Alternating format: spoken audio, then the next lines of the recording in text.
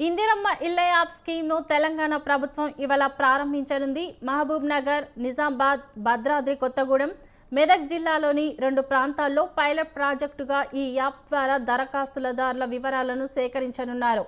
ఈ ప్రక్రియలో ఎలాంటి ఇబ్బందులు తలెత్తకపోవడంతో అధికారికంగా ప్రారంభించేందుకు ఏర్పాట్లు చేశారు.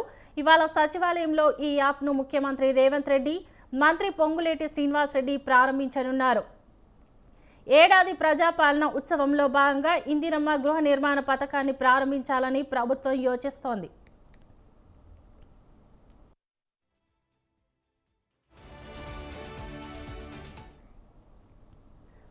ఇందిరమ్మ ఇళ్ల యాప్ను సీఎం ఆవిష్కరించిన తర్వాత రాష్ట్రంలో ఇందిరమ్మ ఇళ్ల పథకానికి లబ్ధిదారుల ఎంపిక ప్రక్రియ వేగవంతం కానుంది. ఈ యాప్లో దరఖాస్తుదారు పేరు, ఆధార్ నెంబర్, ఆ వ్యక్తికి సొంత భూమి ఉందా, అలాంటి 30 నుంచి 35 ప్రశ్నలు ఉంటాయి. ఆదాయం ఎంత, గతంలో ఏదైనా గృహ నిర్మాణ పథకం ద్వారా లబ్ధి పొందారా అనే వివరాలను అధికారులు దరఖాస్తుదారుల ఇళ్లకు వెళ్లి యాప్లో నమోదు చేస్తారు.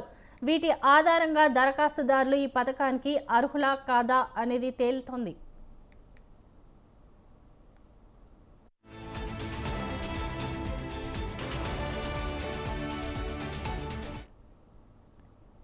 మొదటి దశలో సొంత భూమి ఉన్న పేదలకు ప్రభుత్వం ఇందిరమ్మ ఇళ్లను మంజూరు చేయనుంది.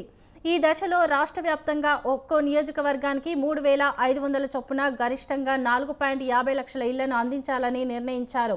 గ్రామ సభల ద్వారా లబ్ధిదారులకు ఎంపిక చేస్తారు. వికలాంగులు, వ్యవసాయ కూలీలు, పారిశుద్ధ్య కార్మికులు, గిరిజనులకు ప్రాధాన్యత ఇవ్వాలని ముఖ్యమంత్రి రేవంత్ రెడ్డి ఇప్పటికే అధికారులను ఆదేశించారు. రెండో దశలో ఇల్లు లేని వారికి అవకాశాలు కల్పించనున్నారు.